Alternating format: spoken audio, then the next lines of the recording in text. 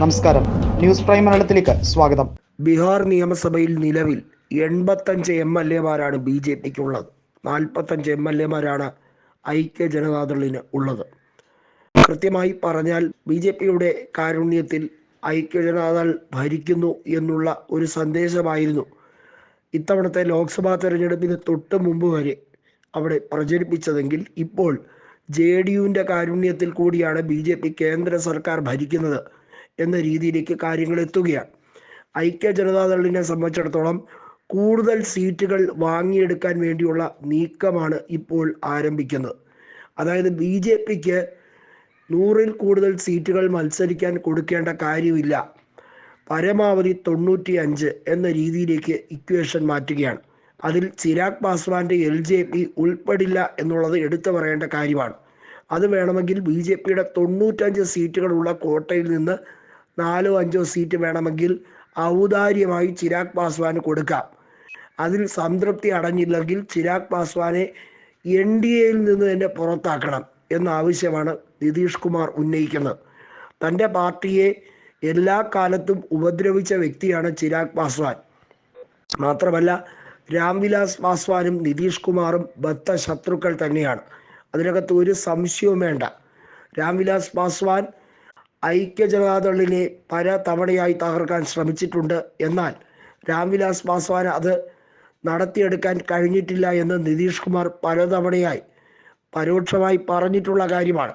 എന്നാൽ ഇപ്പോഴത്തെ ഇക്വേഷനിൽ ചിരാഗ് പാസ്വാന് നിതീഷ് കുമാറിനെ പിണക്കാതെ മുന്നോട്ട് കൊണ്ടുപോകാനേ കഴിയൂ. കാരണം ബി ജെ പിയുടെ ആവശ്യമാണ് നിതീഷ് കുമാർ NDA-യിൽ കൂടെ നിൽക്കുക എന്നുള്ളത്. കാരണം NDA-യിലെ പ്രധാന സഖ്യകക്ഷി കൂടിയാണ് JDU എന്നുള്ളത് കൊണ്ട് തന്നെ. അതുകൊണ്ടാണ് ബി ജെ പി മറ്റൊരു വളഞ്ഞ വഴി സ്വീകരിക്കാൻ തയ്യാറാകുന്നത്.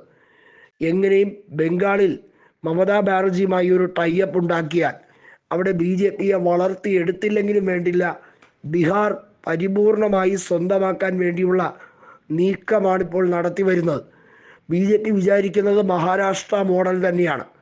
മുഖ്യമന്ത്രി സ്ഥാനം ബി ജെ പി കൈവശപ്പെടുത്താൻ എല്ലാ സാധ്യതയുമുണ്ട് എന്ന് മനസ്സിലാക്കി നിതീഷ് കുമാർ അതിന് മുളയിൽ നിന്ന് നുള്ളിക്കളയാൻ വേണ്ടിയുള്ള തീരുമാനമാണ് എടുത്തിരിക്കുന്നത്. ബി ജെ പിയുടെ ഒരടവും ഇവിടെ നടക്കില്ല. നിതീഷ് കുമാറിനും ഐക്യ ജനതാദളിനും വലിയ രീതിയിൽ ആ കാര്യത്തിൽ സംശയങ്ങൾ ഒരുപാടുണ്ട്. ചിരാഗ് പാസ്വാനെ വീണ്ടും ഇറക്കി കളിക്കാൻ വേണ്ടിയുള്ള നാടകീയ നീക്കം വല്ലതും നടത്തിയാൽ ആദ്യമേ തന്നെ മന്ത്രിസഭയെ തള്ളി താഴെയിടാൻ, അതായത് നരേന്ദ്രമോദിയെ തള്ളി താഴെയിടാൻ വേണ്ടിയുള്ള പല നീക്കുപോക്കുകളും നടത്തുന്നു എന്ന് ഇൻ്റലിജൻസ് റിപ്പോർട്ട് കിട്ടിയ ബി ജെ പി കൃത്യമായി മമതാ ബാനർജിയെ ഉപയോഗിക്കാൻ ശ്രമിച്ചുകൊണ്ടിരിക്കുകയാണ്.